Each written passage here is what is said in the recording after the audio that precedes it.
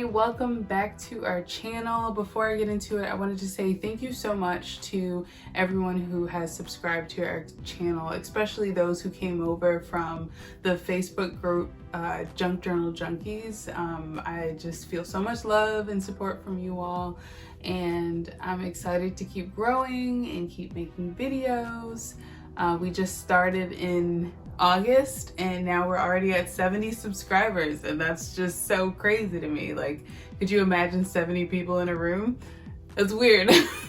So thank you everyone for sticking with me. And if you aren't a subscriber and are new to this channel, follow us if you're interested in bookmaking, journaling, and paper craft inspiration.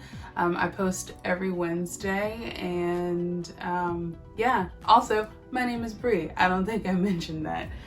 So yeah, thank you. So if you guys missed last week's episode, we decorated a photo album cover so we can have a family photo album of outcasts and monsters and creatures. So today we're going to be decorating one of the pages, and the art technique that we are going to do is something that I actually found on Pinterest, where you scratch out the back of a mirror to have a photo kind of peer behind the glass, and it looks spooky and haunted. So that is what we are going to make today. Also, side note, I've been getting really into assemblage boxes, just looking at other people's work, and I've been collecting little things. So I think as we go throughout this series, I'm going to be experimenting a little bit more with that medium, and I think it has a lot of cross sectioning, if that's a real word. There's a lot of overlap between junk journaling and assemblage. I'm pretty sure I'm pronouncing that word right. Assemblage. It looks French. That type of art. So I'm excited to go to my thrift stores and check out my craft stores, and even dig through my own stash of broken pieces of jewelry and whatever else I have lying around to create these pages. So let's get into the tutorial. The next time you go to the thrift store, check out their wallpaper section. This was a discovery for me the last time I went. There were so many classic floral prints that they were selling for just $3 a roll that would be perfect for covering journals. I'll link the brush tool I used to distress the cover, as well as the metal corner mitter tool I used for getting the perfect angle for my fabric when covering the chipboard. And the wooden hole punch I used comes in various sizes that you can switch out. That will also be linked in the description below. So if you're wondering why the chipboard I'm using has holes in it, watch our previous video linked in the description and the cards to learn more about the original album that we are using for this project.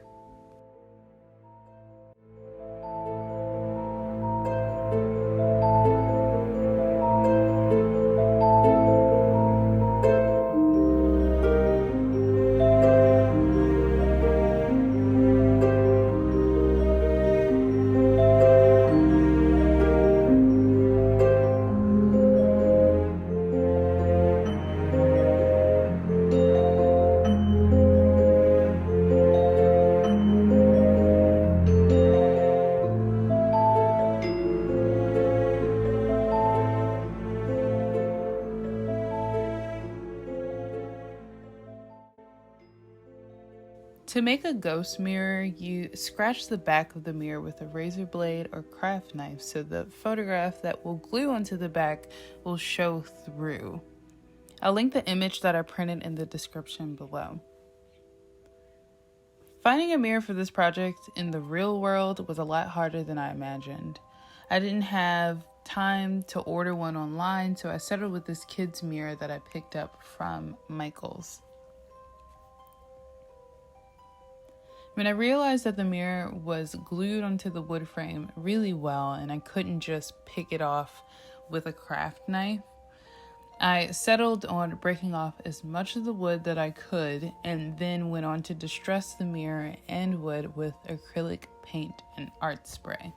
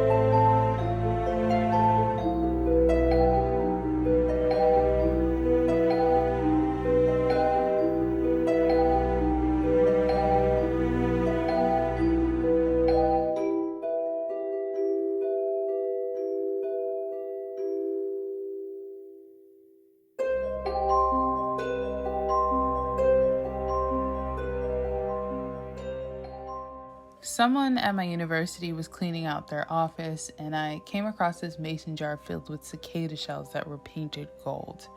Only in the liberal arts building would you expect someone to have these creepy critters on their bookshelf.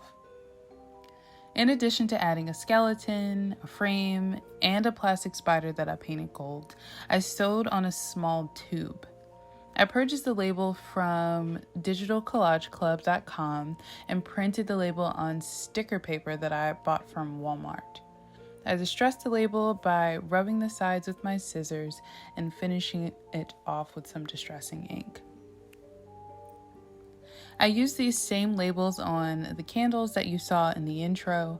I just changed the size to fit the container.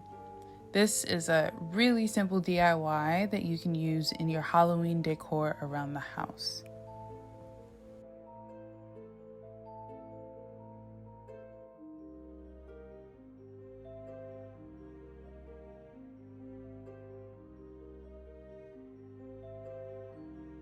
Also, if you're looking for more Halloween printables, I highly recommend you also checking out Junk Journal Club on Etsy.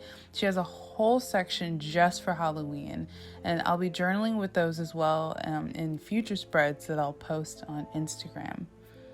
I'll link that shop in the description as well. And here are the results.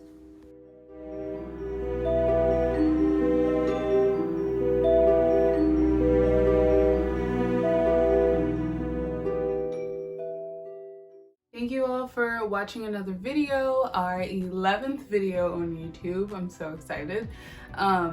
We will see you all next Wednesday. Remember to like and subscribe if you want more bookmaking, journaling, and paper crafting type tutorials and videos. Also, I'm super active on Instagram.